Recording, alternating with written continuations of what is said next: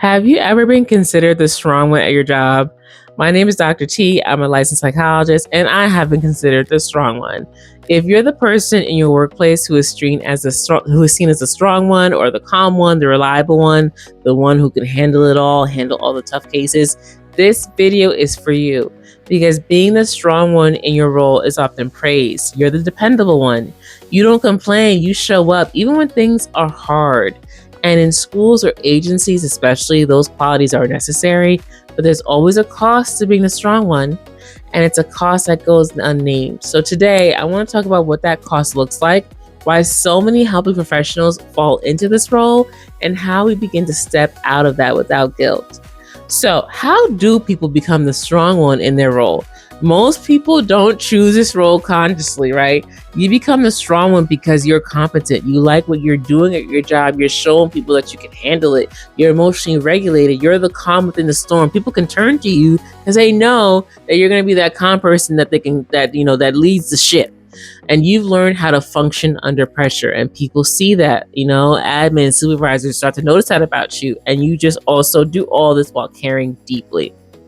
And over time, your colleagues and your systems, they begin to rely on you a lot more. They rely on your strength. You get more responsibility, more emotional labor. Can you be the one? You do this so well. And because you can handle it, the load keeps increasing. So eventually, strength becomes an expectation rather than a trait. The hidden costs of being the strong one at work is huge. They're huge. There's so many of them. But one of the biggest costs is invisibility. Strong people are often the least checked on. They're assumed to be fine. They're rarely asked what they need because they got it.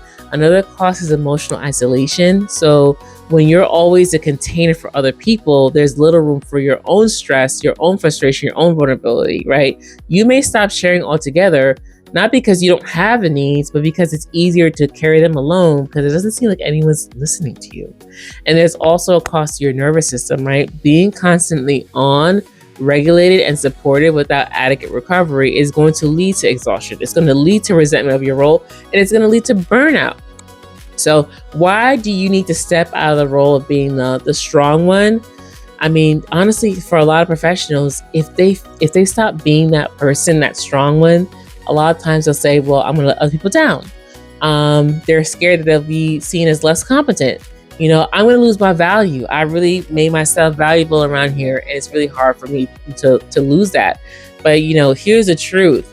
Strength without support is not sustainable. It's just not.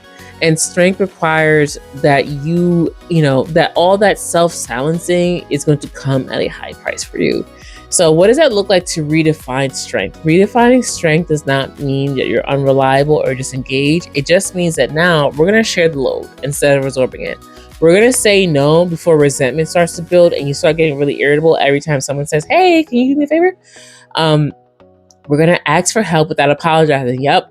Ask for help. Letting others sit with discomfort. They can take it. Oh, woof. You changed. Yes, I did. I'm taking care of myself. Healthy workplaces are going to require distributed strength, not one or two people carrying everything. Okay. So this is a closing reminder. If you've been a strong one for a long time, it makes sense that you're tired, but needing support does not cancel out your strength. Rest does not erase your competence. It doesn't mean that you're less competent, and boundaries don't mean that you're less committed. You are allowed to be capable and supported, and coming from the person that everyone used to rely on and the strong one in my role, it is just not sustainable. It will break you down and lead to burnout. So please take care of yourself, recognize the signs, and get the support you need. You got this.